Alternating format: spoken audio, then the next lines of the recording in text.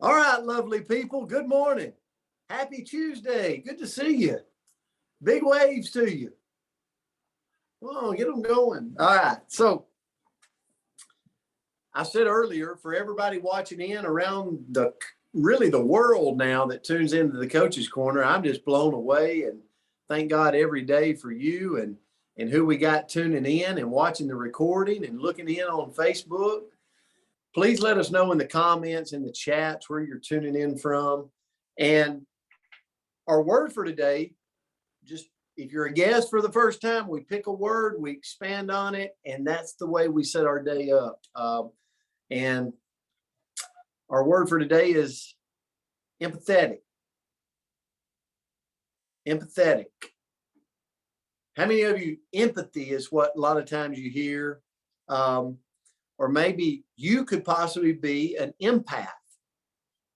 Ooh, empath. Okay, that's where I'm going with it this morning. But I want to tell you what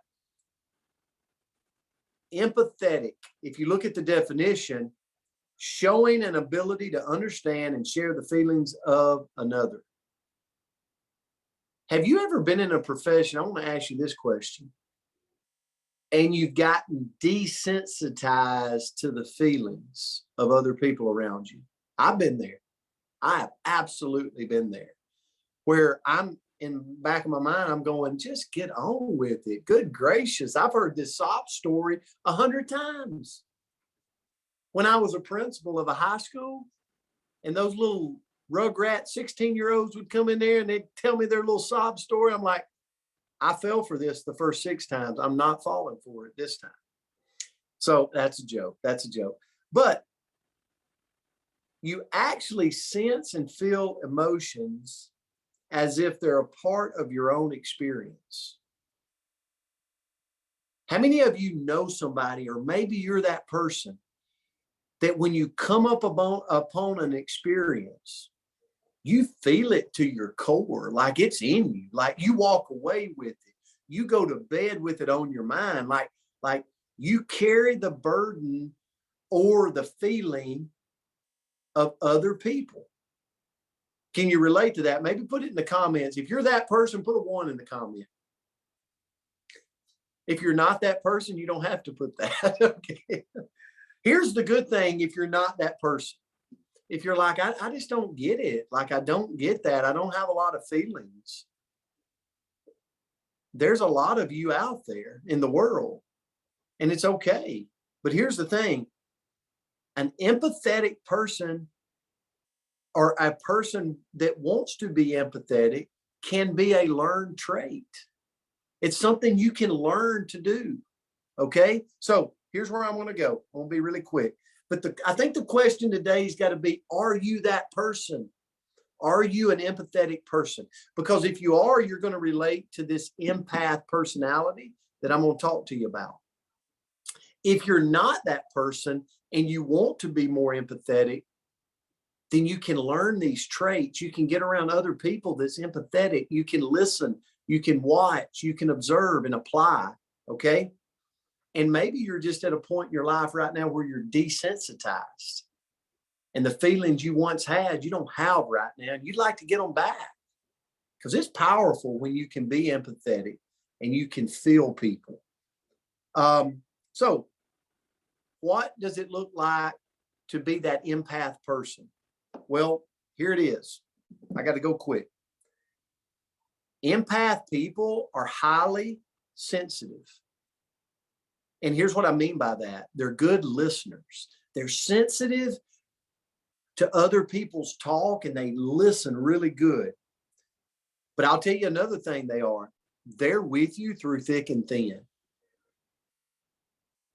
A empath person that's highly sensitive will listen. They'll be there with you through thick and thin.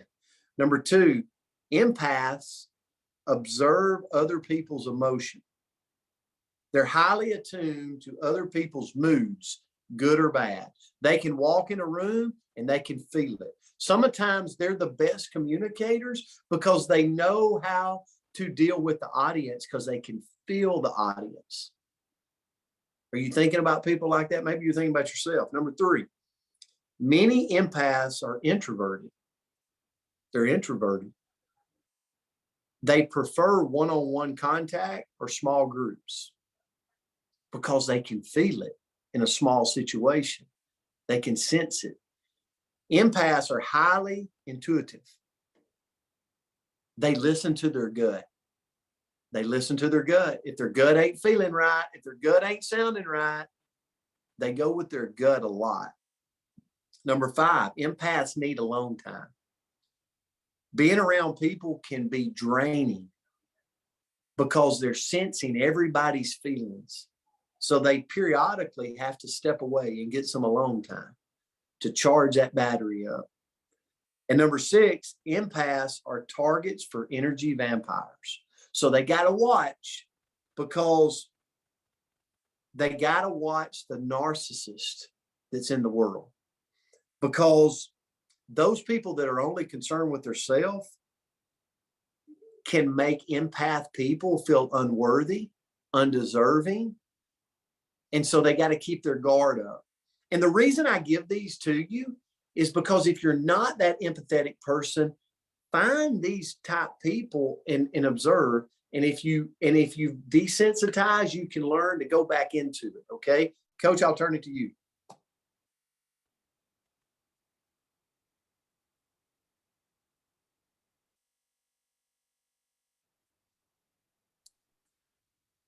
Okay, there I go. Thank you, Coach Palmer. I'm going to go a lot of the same, a little bit different angle. I'm going to try to, because every single person on here is a leader in some capacity. So we're going to talk about being an empathetic leader a little bit, but just showing an ability to understand and share the feelings of another. That's kind of the main definition that Coach and I came across as far as being empathetic. Empathy, it allows us to build social connections with others. And if we understand what people are thinking and feeling, we're able to respond appropriately in social situations.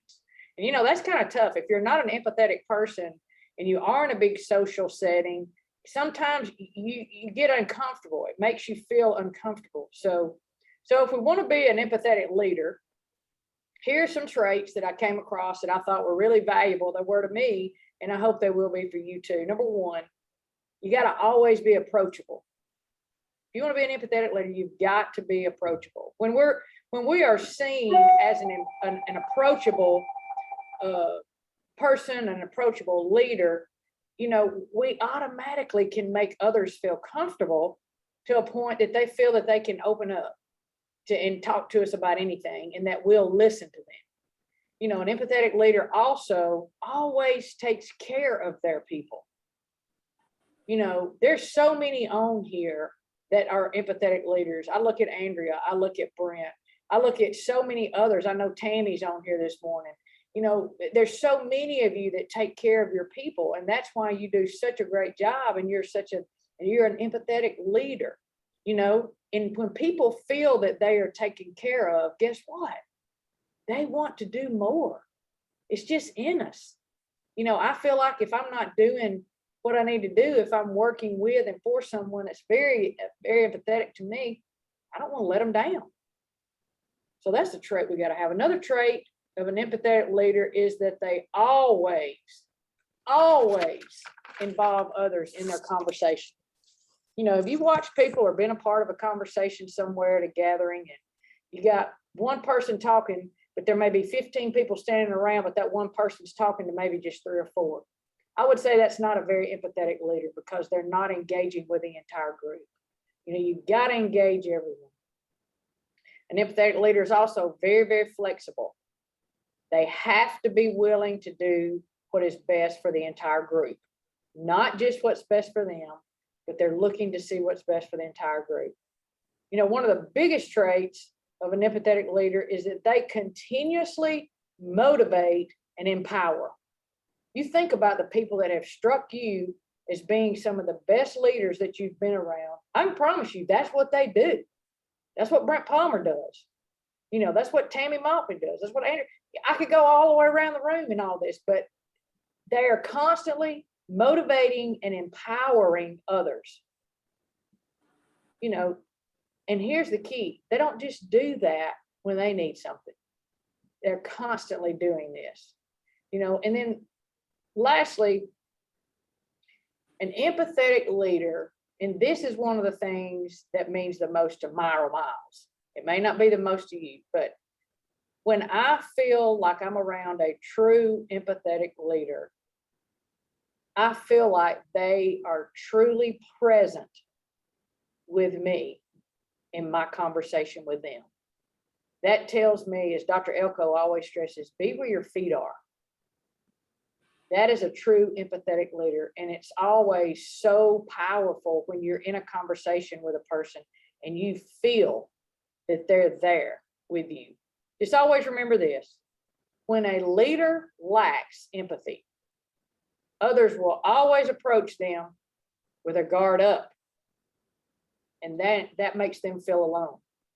With an empathetic leader, everyone knows that they can be open about what they are thinking and feeling without being judged, dismissed, or ignored.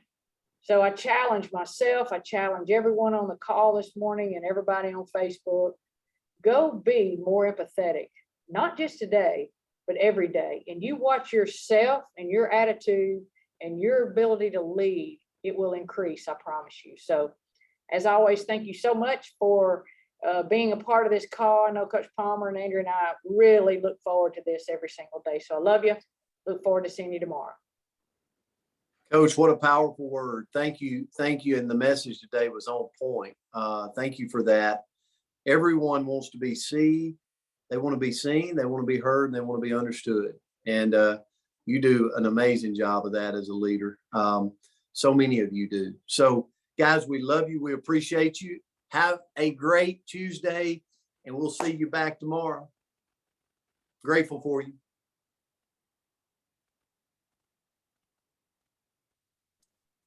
See y'all. Have a good one. Thank you. Thank you so much.